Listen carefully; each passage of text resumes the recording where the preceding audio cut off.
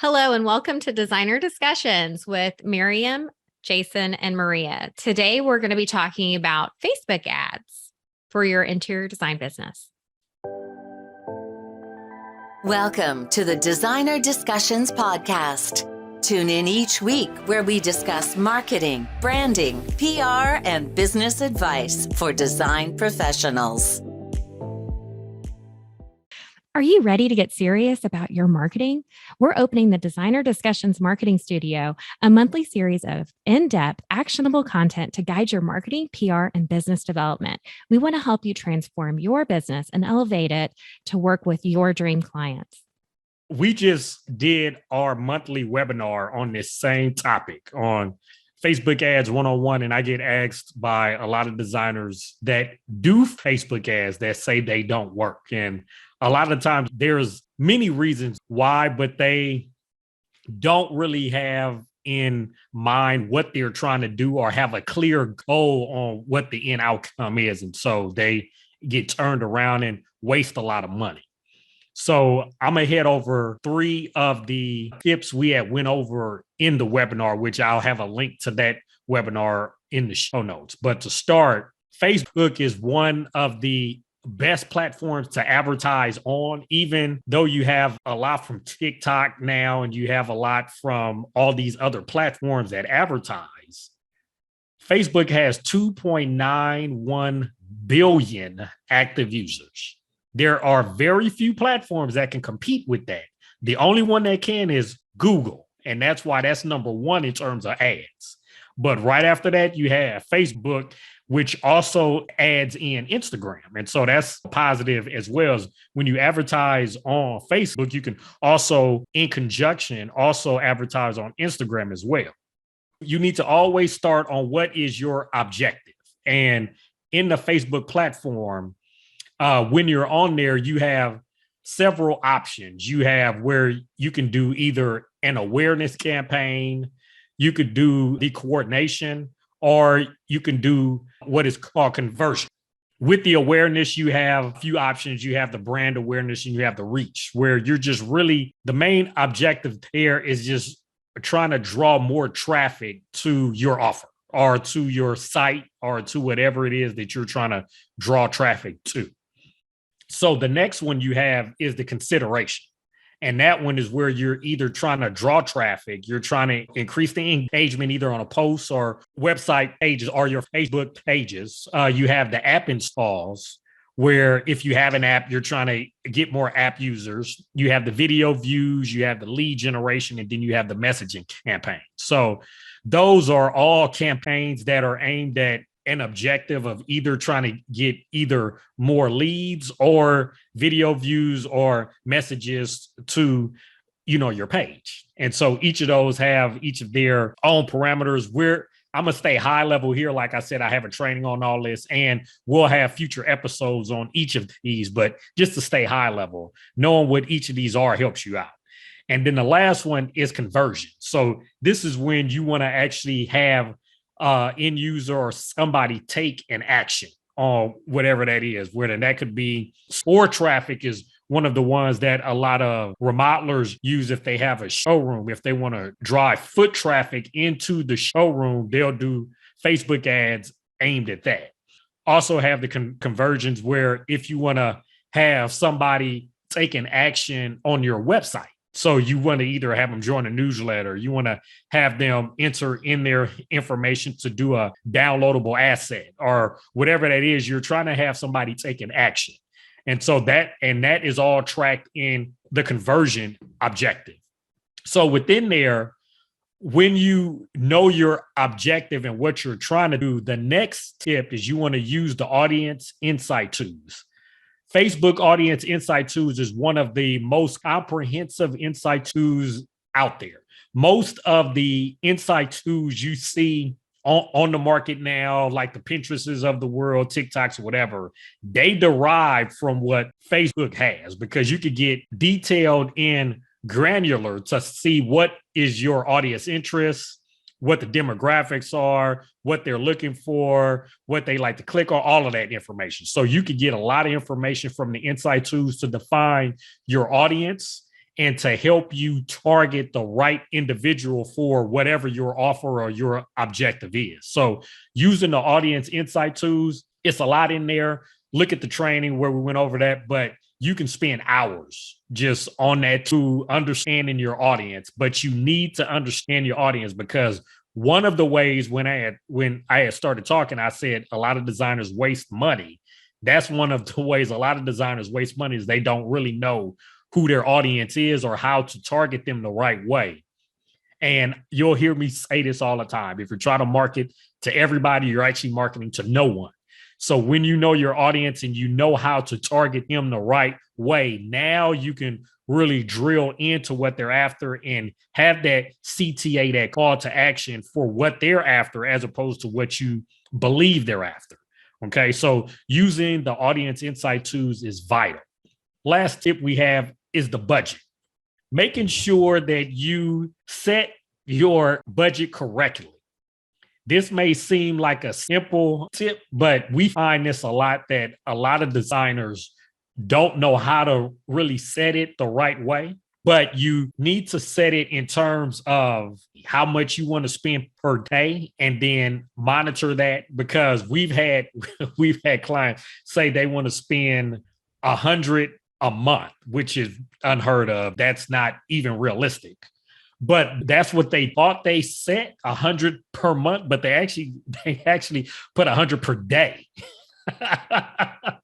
And so at the end of the month, they had a very large bill, which they were amazed at, but they didn't know how they set that. And one of the things that they learned from that, and you need to learn, is you never set it and forget it. That is not what you want to do.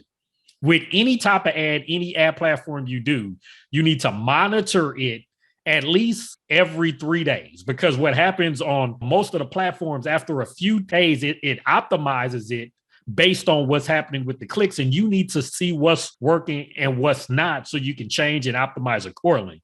If you set an ad and you say about 2 to 3 weeks later you're going to look at it, you're going to waste a lot of money. Because after about 2 to 3 days, you would have seen some issues with the ad. You would have seen where they may have been clicking here and not there. They may have been trying to do X, Y, Z, and you're not following it enough to actually see where you can make changes. And after 2 to 3 weeks, if you haven't looked at the ad, you would have wasted a lot of money on clicks that you shouldn't have need to pay for if you were just monitoring it. So this is where a lot of designers get in trouble also, is by setting up the ad, but not monitoring it accordingly. And so this is why a lot of designers either hire out or they hire somebody in-house to actually help them with the ad, because a lot of designers do not have the time to monitor the ad to see what's working and what's not. But if you do not monitor it, you're going to waste money. I did want to say one thing. You are correct that most people in the design industry would think that they would just run the ad and then see what the results are later in the game. And they don't understand that they need to babysit it. So if you are taking on doing Facebook ads for your business, you really need to look at that as like taking on a toddler in your life, and that you would need to dedicate some time to check in on it, see how it's doing. If it's doing something wrong, change it, help it out, make sure you're doing everything the way that it should be done. And that if you don't have the time and the energy to do that, you should consult a professional to help you with your Facebook ads. I do see a lot of people running Facebook ads whenever they have something going on with their business. And realistically, if you're not doing it with a plan and a strategy, it's probably not going to result in what you're looking for anyway. So just remember, Facebook ads are going to be like a toddler, and they are going to require that amount of maintenance and care. And that's one of the things we hear from a lot of designers, is the maintaining aspect of following up on ad is what they do not like to do. But you have to if you are going to do ads on your own. And I think that's a really good point that both of you made. I just want to say it's not just the operations and the monitoring part, but creating the ad really is a science. You can't just take a regular post that you have, but you have to think through, like you said, Jason, the objective and the messaging, and you have to really be almost a specialized copywriter to do this effectively and to make it worthwhile, the investment that you're going to make for the ad. And once you have a really good ad, then you want to spend the money on it. But I really think you have to take time and effort and probably the help of a professional to create the ad. Because you have to take into consideration that such a large chunk of the people who are on social media are not your ideal client. And so when you're thinking about running an ad to a group of people, you really need to hone down on who that group of people would be and what would they find valuable from you. Since typically interior designers don't have $100 item that you can just buy. They don't have like even a $300 one-time consult. You're talking $500 to $1,000 for an initial investment, even connect and work with an interior designer. That your Facebook ads are going to have to be giving something to a really large audience that they would find appealing enough to then give you their email or want to contact you in the future. So I always look at it like I would probably run Facebook ads if I was doing business to business and I wanted to hit up all the realtors that lived and worked in a specific area as a way for them to have awareness of my brand and my business over just wanting to blanket market to as many people as possible an interior design business. Just to add in there what you had talked about with your audience, and I had talked at the top, 2.91 billion active users. For the majority of designers out there, you do not want a lot of individuals to look at your ad because you're paying per click.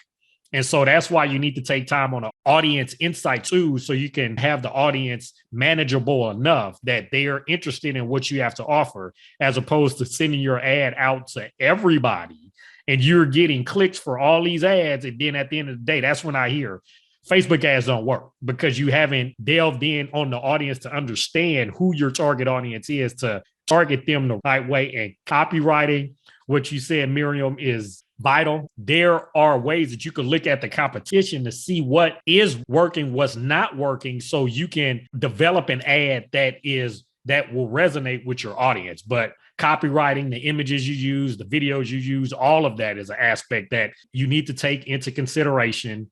And also knowing that the platform changes. So you need to be up to date on what's happening with the platform as well. So there's a lot of intricacies that we're not going to get into now. We just want to be high level. Like I said, we actually have the training. It'll be in the show notes, and we are going to have future topics on this. And we hope to see you all here next week on Designer Discussions.